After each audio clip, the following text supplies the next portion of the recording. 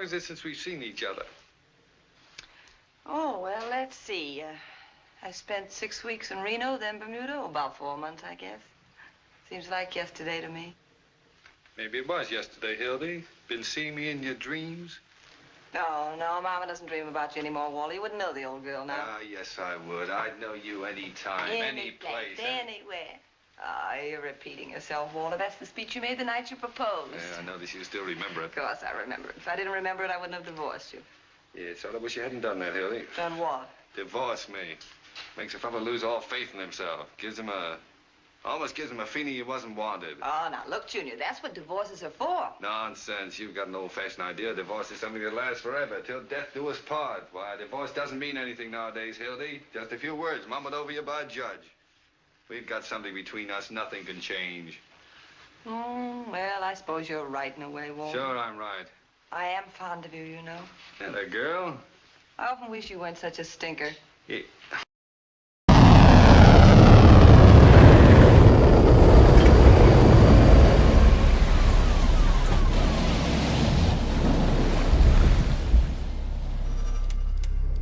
Very graceful.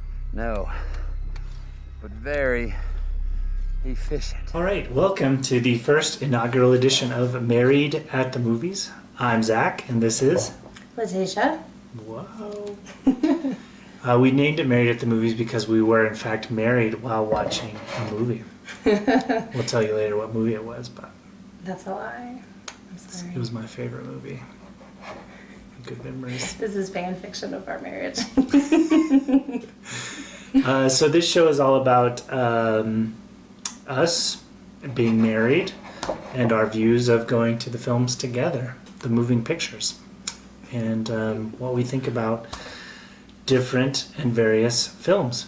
Sometimes the reviews will be goofy and funny, and sometimes they might be related toward being married and having kids. We have several children right now, so sometimes that'll come up. All right, that's the introduction to Married at the Movies. Let's turn it over to Letitia, our field correspondent, who will be talking about the film that we're reviewing today.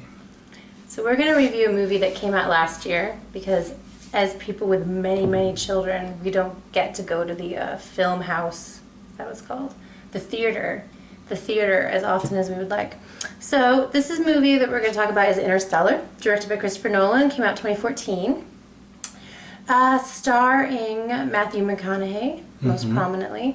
Also, there's The Muppet Woman. the Muppet Lady, that's here in Zach's notes, the Muppet Lady. That is Anne Hathaway, she is also in it. Alfred the Butler. Alfred the Butler, that is, I love him, why am I blanking on his name? Michael Caine, of course. Yeah, also a few other kind of interesting little people who are in it briefly, like there's Matt Damon for a moment. Also Casey Affleck. John Lithgow is in it. We share a birthday. I share a birthday with John Lithgow, actually. Just that's a fun fact. Ellen Burstyn as well, I won't say who, but Ellen Burstyn is in it briefly. I don't know her, so you know as much as I do about Okay. that. But I know more. Are you saying I know as much as you? No, I'm talking to the viewers. Okay. I mean, they might Because more. you're not sharing who she is, so they don't know and I don't know. They probably know who Ellen Burstyn is, though. Although, maybe we should be clear, are there going to be any spoilers? Yeah, there's going to be spoilers. I think there's going to be a lot of spoilers. So if you have not seen this film, you don't want to be spoiled, don't watch the part where we start talking. We'll say spoiler alert. Yeah, that's good, yeah. So keep watching it until we say spoiler alert. Yeah. Spoiler alert. Sorry, you broke up a little bit there. It's what we intended, Dr. Brand. It's our only chance to save people on Earth. If I can find a way to transmit the quantum data I'll find in there, they might still make it. Let's just hope there's still someone there to save.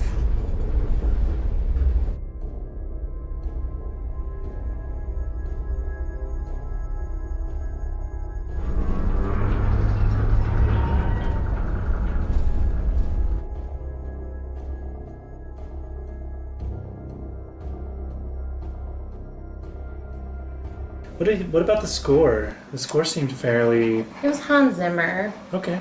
Yeah, he's competent. Yeah, I guess he's competent. I think he could do better. I don't know. He did that Yeah, that was in this film too. That's a very common. It's all over now. It was in Prometheus too. Yeah, but even stronger was Inception. Like that was Inception's soundtrack. Was just like, Yeah, it was like. all right. Well, enough about the soundtrack. Okay, now we're gonna move into the next section, which is Would You Rather. Okay. So this is a random game. The question is posed to the other spouse. Okay. Yeah. Am I a spouse? Yeah, and you're you're a spouse. We're both spouses. Okay, so the other spouse, and they have to answer it, but they don't know the question just yet. So, all right, so here we go. This particular Would You Rather pertains to the film, though they may not always. So, would you rather have sex with Matthew McConaughey for all eternity in the fifth dimension, Okay. or have a 6-hour Hudson Hawk marathon? I mean, in the fifth dimension doesn't change my answer to the Matthew McConaughey one, which is no. I would not rather do that. I would rather watch Hudson Hawk for how many hours? 6. Well, that's doable. Like eternity to 6 hours, that's always. So, let it be known, Internet, Letitia officially It was a trick. endorses, I know it was a trick to make Hudson me Hawk, say it. It seemed like I like Hudson which Hawk. is a perfect film. I think we should cheers to that. It's a perfect vanity project example. There you go. Cheers to that. Cheers. I mean, it's a perfect vanity project. Like, isn't it? It is the ultimate vanity project. Well, that's what you picked. I'm not going to justify your I just answer. don't want to have sex with Matthew McConaughey. But it's for eternity. Yeah, that makes it worse. I mean, that makes anyone not seem appealing. All right. Now it's your turn to reciprocate. Yeah, this is unrelated to the film. All right. I'm down. Let's do it. Would you rather, and this is related to kids though, I guess, since we've already said we have several, but that's a lie, we only have one. Would you rather have a baby who is 3 months old for the entirety of their life, or 13 years old for the entirety of their life? Why are you doing that? Which That's one's terrible. better? Which one do you choose? Would you rather 3 months old or 13 years old? Well, I've never met a decent 3-month-old, but I've met Decent. I've met a handful of pretty cool 13-year-olds. So But for like their entire life, they're 13. I know, but Okay. so I would go with the 13-year-old. Okay. It's a good question. Okay. That wasn't a trick question like yours was to get Wow. you to admit something. I just think it's good that you finally admit that Hudson Hawk is better than It's some preferable than alternatives. having eternal sex with Matthew McConaughey in the fifth dimension, which I don't know if people know what the fifth dimension is yet, but Yeah, come up and with it's a good that. thing because no one knows, so it Yeah, we're not works gonna out. We're not allude- in the spoiler alert zone no, just I yet. don't know what. Yeah. I brought myself here. We're here to communicate with a three-dimensional world. Okay, great. That was the Would You Rather section. Now we're moving on to the movie discussion. We're going to do an overview, a thematic analysis, Are we? and then overall recommendation. Of whether to Yay see or it. nay. Okay. Yeah. Like thumbs up or down. Like. So, why don't you do the overview? Like, what's happening in the film? Yeah. Yeah. I can do that. All right, let me give it a shot. So this movie starts out. We're in what looks to be a sort of near future of the Earth, Mm-hmm. in which there has been a lot of environmental changes that have caused crops to die, like wheat. I think at this point wheat has died. There seems to be like a clear environmental link to what's happening. And Matthew McConaughey is a farmer. At this point, it seems like people have been slotted into job roles based on like economic need, as opposed to what they want to do. He used to be a pilot of some sort. He used to work for NASA, it seems like. I'm a little unclear on the details. I think I zoned out a little bit. But, you know, that's what's happening. And so it's... Okay, I'm going to try to explain what happens. There seems to be some kind of, like, gravity anomalies happening. And they seem to be happening around Matthew McConaughey's ranch with his kids. Yeah. And I can't exactly explain what these gravity anomalies are doing, but they point Matthew McConaughey to the direction of a place that is the leftovers of NASA, which has long been eliminated to save money, which is kind of a contemporary commentary, I think, on... Oh, snap. Yeah, I think it's commentary.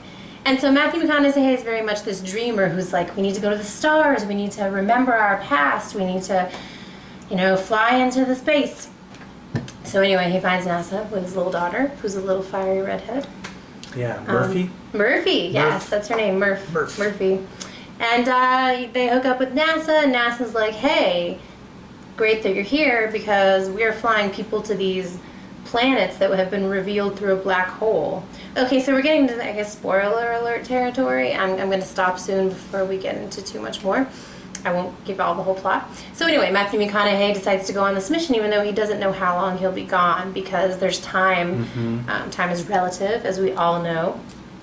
And the black hole bends time or something. Something like that. So he goes off. Murph is left, his little daughter and his son. And she kind of gets the mantle of his interest in space, and she ends up working for NASA, the much reduced NASA, because it's clear that these changes are going to destroy the Earth, and that pretty much the Earth is not going to be here. Yeah, they set up the villain of the film is the Blight. The Blight, yeah. So the Blight seems to be maybe a bacteria or a virus that is able to slowly but surely infect all crops, like especially major staples. Right, so they're saying that they're going to lose corn eventually. Yeah. So it's that basically people are going to starve. And there's all these wind storms because the Earth has been very dust bowl. So where do they end up living? Like, this is where things fall apart for me. Okay, I forgive, like, love will save us and all you need is love. I don't really understand where they end up living. Tell me what happens. So where they end up living is Cooper Station. And Cooper Station is a self-sufficient space station that's out in the middle of space.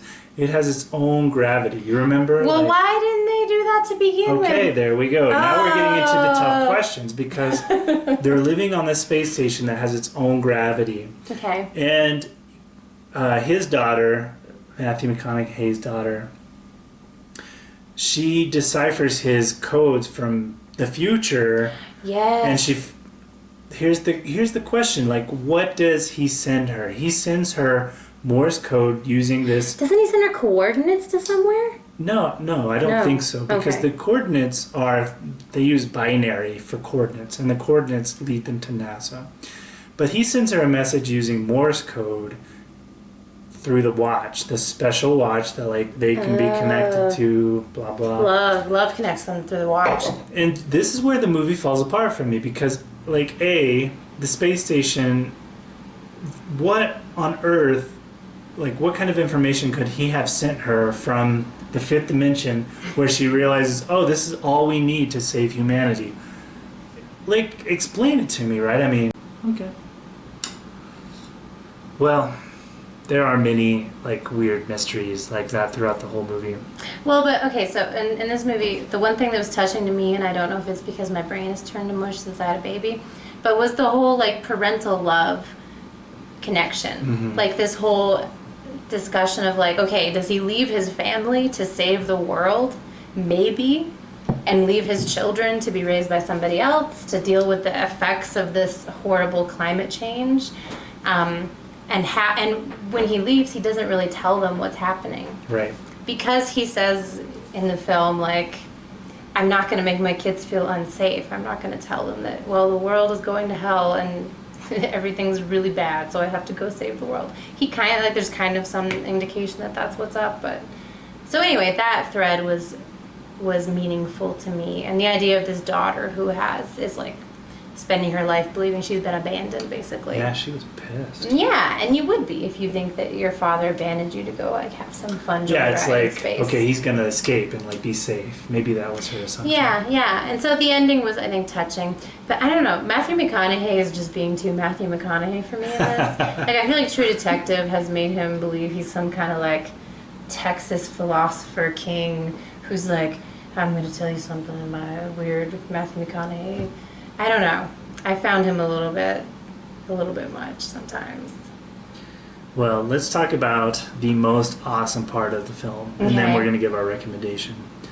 Fucking TARS. Oh, TARS. These are the robots. Okay. The robots, Cat man. needs to get down. Dude, back, go somewhere else, man. You're ruining our show. Bad kitty. So TARS, I think, was the only robot that we knew There was another one, but yeah. Yeah, the robot was great. Awesome. So they don't sound like robots, not like Hal, who's like, what are you doing, Dave? I'm sorry, Dave. I can't do that right now. You're gonna have cat butts in the video. Yeah, so they all sounded kind of like slacker dudes. They're like, yeah. Okay, cool. I love, like, when they wind up at the fifth dimension and, you know, Matthew is, like, figuring things out. There's this bookshelf and stuff, and he gets a transmission from TARS. He's like, hey, are you there? Like, what's going on? Matthew's like, I don't know, where are we? He's like, we seem to be in some kind of physical representation of time. I don't know. But, yeah, he clearly stole the show, like, best robot actor award. It was nice to have some humor in a movie that could have been a lot of, like, hot air and just heaviness. Left and right. And, like, you know, love connects us throughout. I mean, come on, like, let's get some robots in there. All right, so robots are awesome. We like the robots. Finally, like robots are always bad guys, or It's inept, true, or or just like androids are background noise. generally bad. Yeah. Androids are always the These robots are great. franchise. Yeah. All right, recommendation.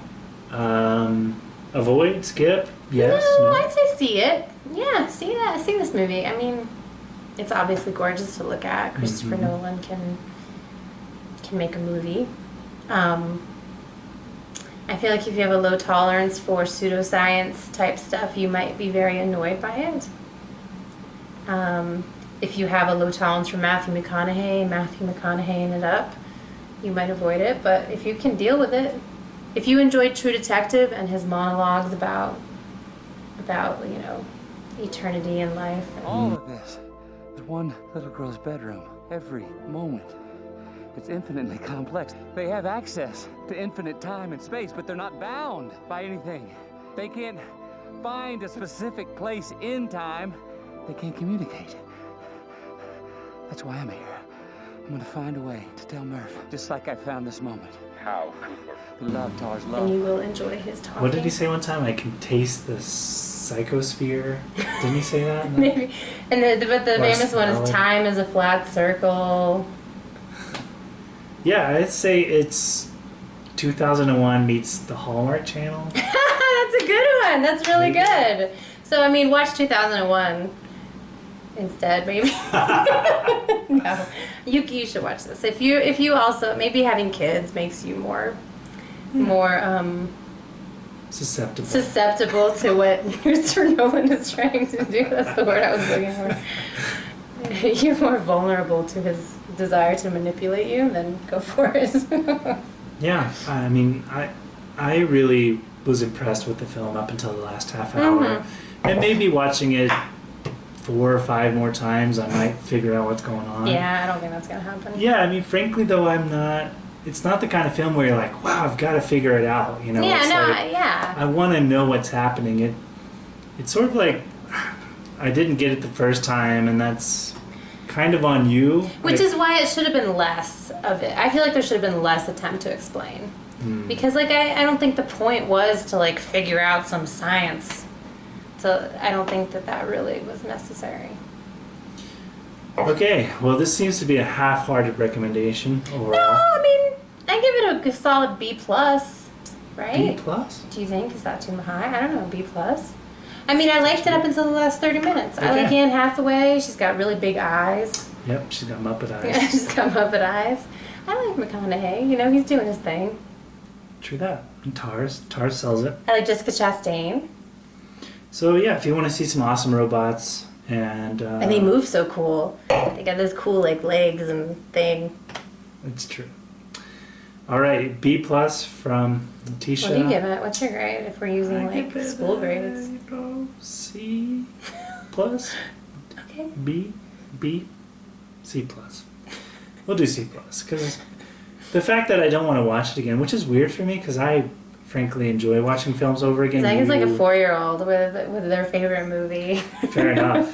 And I mean, I've got like 25 films that I like to watch every now and then. I've got like 2. Yeah. Mulholland Drive and Death Proof. yeah, I could go on for a while on movies that I'll watch again. I mean, I even watch really shitty movies. So, like, the fact that this one is like, I'm kind of done, you know. Yeah, that's a fair assessment. That's fair. Anyway. All right. Doombot says goodnight. And we'll see you guys. If you enjoyed Married at the Movies, subscribe, comment, like, all that jazz. And we'll be doing other films pretty soon. Maybe this one sometime soon? Yeah, Mad Max would be great to check out. We're also finishing up the Dawn of the Planet of the Apes. Oh, yes. Which could be really cool, too. So We had to review Gone Girl, too. that's a great Married at the Movies. It is. It's very on theme. So perhaps the next review we'll do is a Gone Girl.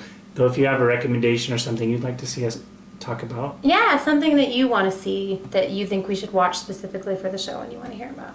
We'd Very love to good. do. Unless it's really bad, then we probably won't do it. Got no heat shields. Paige, you ready? Ready.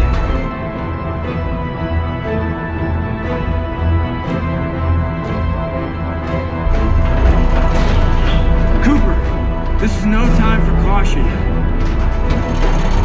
Paige, if I black out, you take a stick. Stars, you ready to engage the docking mechanism?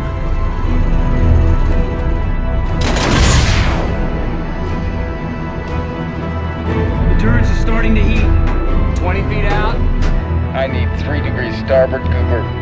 10 feet out. Cooper, we are lined up.